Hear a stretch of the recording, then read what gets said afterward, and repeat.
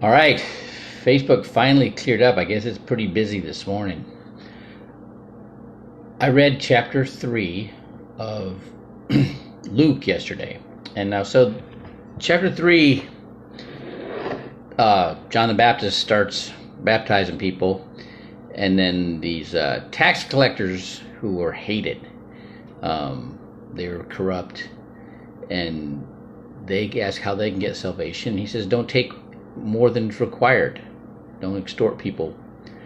And then these Roman soldiers ask how they can get salvation. And he said, don't abuse your authority and don't bully people. And then pretty much the rest of it is his lineage all the way back to Abraham.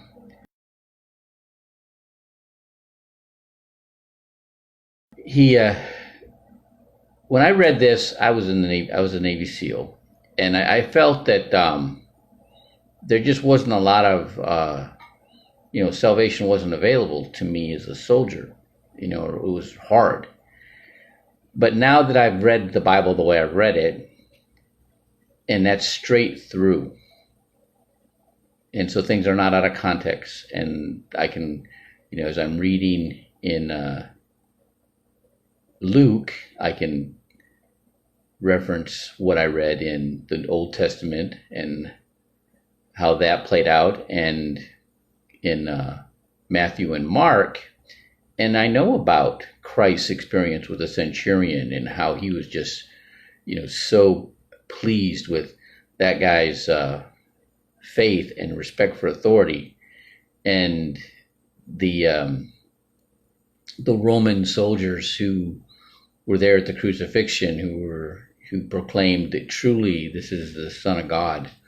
All right, and that was the seed that began to grow in the Roman Empire, and later under Constantine, basically became the dominant religion in the region, in the world at the time. So it's interesting because I'm a member of World Financial Group, and we have meetings at night, and I'm sitting in a meeting, and I'm the only male in the room, and I'm the only white guy in the whole organization, and there are a couple Hispanic guys, but they're married to Asian women, right? And there's 5 Asian women in this room, and I'm thinking there's another guy in the other room giving a presentation, but he's from Africa. All right, I'm going, and the primary population in the valley is Hispanic, and I'm going, there's something wrong here, right? And I have a friend, Luisa Montalvo. She is the runner-up, the number 2 top speaker for the whole world in Toastmasters, and she's here in the Rio Grande Valley. She lives in San Juan, and she was always trying to win the humor speech contest for years, and she injects humor in her speech. She does a very good job of it, and she speaks a lot about cultural interaction. And then I'm listening to Jason Cisneros, who's also Hispanic, right? And he's a comedian, and I'm like, oh my gosh, these you need to have that sense of humor dealing with these Mexicans, right? These Texas Mexicans, all right? And if you don't, you lose them. It's kind of like they're Italians. I grew up around Italians. Didn't know they're Italian. They're until later. They'd come at you like, all fired up, and I'd like, hey, quit yelling at me. I'm like, oh no, sorry, we're just excited, right? And then the SEAL teams are full of Italians, especially the West Coast. East Coast Italians who go out there to that Mediterranean climate, right? But they bust on each other all the time, and and if you take offense, that's your problem. All right. This is just amazing to me, right? All right. So I'm seeing these, these this guy talking about the economy, and he's like, it's all doom and gloom, and the world's coming to an end, and you better get ready for it, and I'm like, well, let's look at that. Let's dissect that, right? And if you are a baby boomer, middle age, and you haven't saved for retirement, yeah, you better step it up, all right?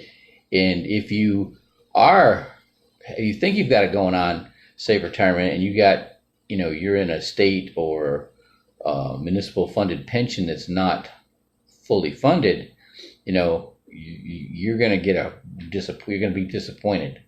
That's going to be hard for you, pal, right? But the rest of us, it's all about working. You're going to stay working. You got to be doing you got to stay productive. Okay, and I'm seeing with the Asian community, including China. All right, China's getting ready to make a move on the United States. All right, in some way, we have a tremendous amount of debt with them, over $20 trillion debt. That's a crazy number. All right, and that gives them leverage. Okay, and what's really interesting, there's a bunch of Asians, free market, free enterprise thinking Asians in the United States that are after it. All right, they're producing, they're saving their money. All right, they're disciplined.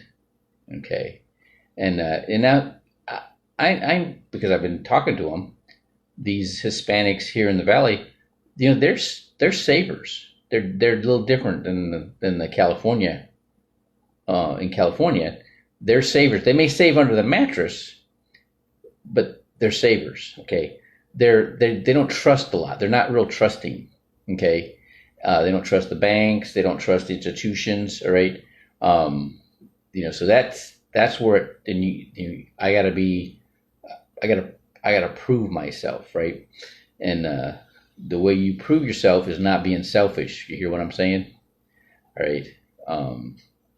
And you don't reject them because they don't, follow you right away. You gotta be patient. You gotta let them know that, hey, you're not listening to me, but I'm not going to stop talking to you. Okay. Right. Because I care about you. You gotta let them know that. They gotta let them know that you care about them. Okay. Back to Luisa Montalvo. All right. Her message. I saw a guy in Toastmasters, a big black dude, married to a little Asian lady. She was a nurse and he was a hospital administrator. And they were having problems in the hospital keeping the hospice wards full. And that's how the hospital makes money, by keeping the beds full, right? And they had all these Asian nurses and orderlies that were really good workers. They go through with blinders on and they do their job, but they weren't interacting with the patient. And these people that are in hospice, they want to feel valued, all right? And if they weren't feeling valued in the hospital, they feel like they're just being processed, then they would rather go home and die and be around people that love them, right? And so he started teaching, a cultural interaction to these nurses and orderlies, and then started to create a company. And I'm thinking that's exactly what's needed down here in the Rio Grande Valley. And what's missing, you got to have that sense of humor, and you got to understand the culture. And Luisa Montalvo gets that totally, right? Now, she is used to people being entertained by her speeches. I'm kind of influence her to get her to understand that how, given these examples that she gives that are funny, all right, are great teaching tools. Jason Cisneros gets this, I believe.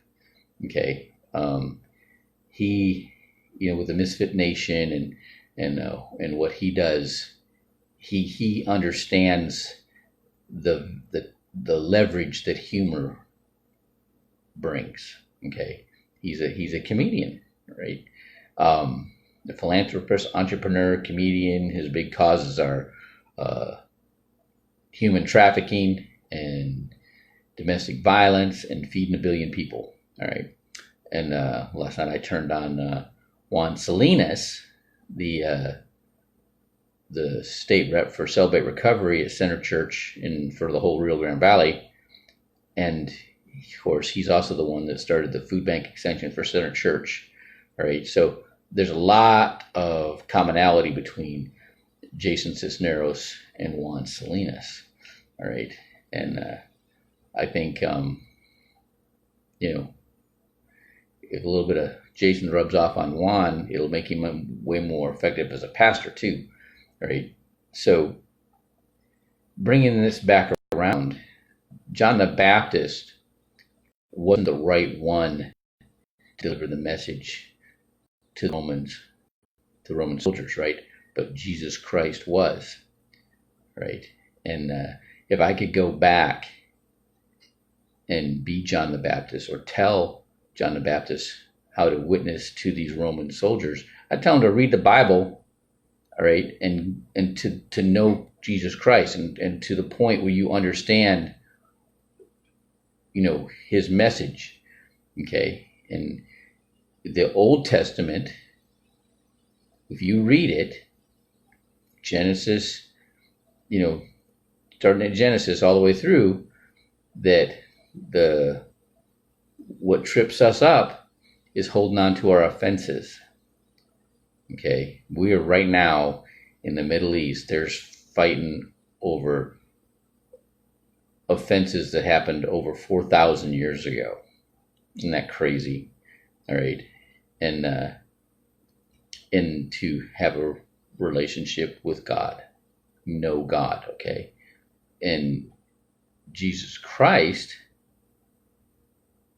what he's doing is he's basically putting it out there, right, that the original contractors didn't get the job done, and so the bids opened up for new contractors, and it's the Gentiles, starting with the Romans, because they were disciplined. Okay, and the world's going to get taken over by Asians, all right, unless the rest of us start getting disciplined, all right. And the more the merrier. We start learning how to deliver the right message in the right way, all right, to the Hispanic population, all right. You better inject humor, all right, and and be patient, okay, because that's what it takes. They got to trust you, and you got to be patient enough for them to be able to discern whether they can trust you or not. And that may be doing some things that don't benefit you in the least, all right, except the goodwill. Okay, so out of Luke chapter 3, that's the message that I got, and I'm reiterating. Have a great Thursday.